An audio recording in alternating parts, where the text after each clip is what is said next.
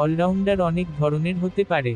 কেউ batting, bowling দুই বিভাগেই সমানতাল ভালো করেন, কেউ একটিতে বেশি আর একটিতে কম।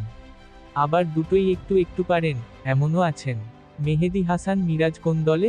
ওয়ানডে ও টেস্টে মিরাজ পরিপূর্ণ অলরাউন্ডার। সেটার প্রমাণ অনেকবারই দেখা গেছে। কিন্তু টি-20তে?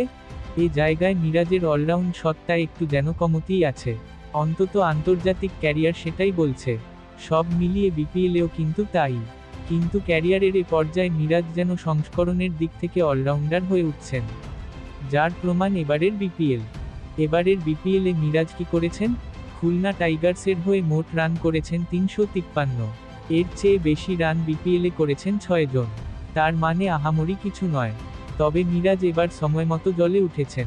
দায়িত্ব নিয়ে ওপেনিংয়ে এসে পারফর্ম করছেন। শুরুটা করেছিলেন ৩ নম্বর দিয়ে। এরপর কখনো ৫ কখনো ৩ নম্বর, এভাবেই খেলে গেছেন। তবে এই পজিশনগুলোতে সেভাবে রান পাননি। সর্বোচ্চ ৩৯ সিলেটে রংপুর রাইডার্স বিপক্ষে।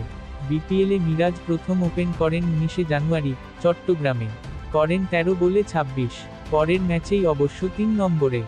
মিরাজ ধারাবাহিকভাবে ওপেনিংয়ে নামতে শুরু করেন ২৩শে জানুয়ারি দলের নবম ম্যাচ থেকে। এরপর ওপেনার হিসেবেই খেলেছেন আরও ৩ ম্যাচ। সিলেটের বিপক্ষে করেছিলেন ৫০ বলে ৭০। পরের ২ ম্যাচে ১৮ বলে ২৯ ও ১২ বলে ২১। এরপর সর্বশেষ গতকাল ঢাকা ক্যাপিটালসের বিপক্ষে বাঁচা মরার ম্যাচে খেলেছেন ৫৫ বলে ৭৪ রানের অপরাজিত ইনিংস। টানা ৪ ম্যাচের এই পারফরমেন্স তার গড়টা এক ঝটকায় ৩২-এ নিয়ে গেছে। সব মিলিয়ে ওপেনিংয়ে ৫ ইনিংস ব্যাটিংয়ে নেমে করেছেন ২২০ রান, বাকি ৭ ইনিংসে যা ১৩৩। মিরাজের এই রানে থাকায় দুটি দিক বিশেষভাবে উল্লেখযোগ্য। একটি হচ্ছে পাওয়ার প্লে কাজে লাগানো, আরেকটি মোটের ওপর স্ট্রাইক রেট।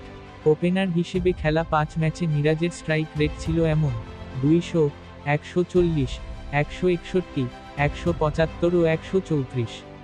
ওপেনার মিরাজের এমন পারফরমেন্সের পর সমর্থকেরা আক্ষেপ করতেই পারেন, খুলনার অধিনায়ক হয়েও কেন তিনি শুরু থেকে ওপেন করলেন না।